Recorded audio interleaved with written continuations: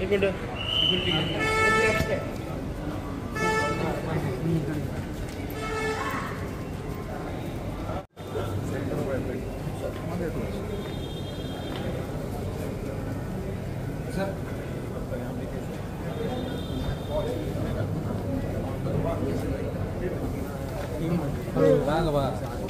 घ्या ना प्रदीप मागे मागे घ्या आता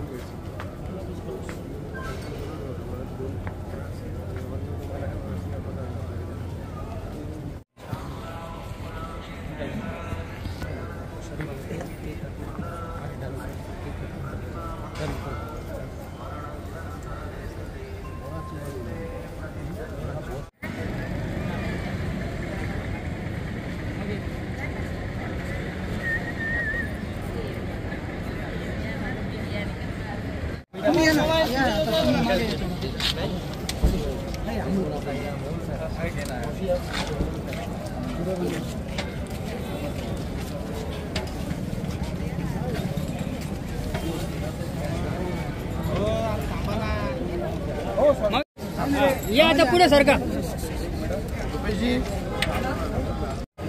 अरे पुढे काय झालं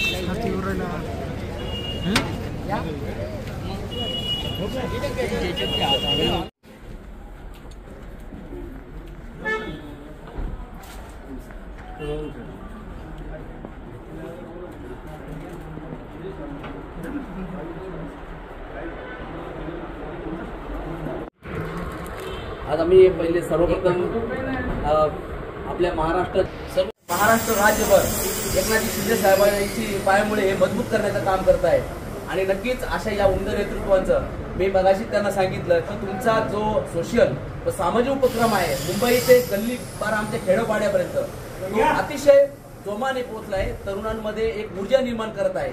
अशा या राहुलभाई कनाल यांना मी खरंच खूप खूप शुभेच्छा व्यक्त करतो। तसेच नुकताच झालेला वाढदिवस त्यांचा या ठिकाणी आम्हाला साजरा करण्याचा आम्हाला एक सौभाग्य मिळत आहे।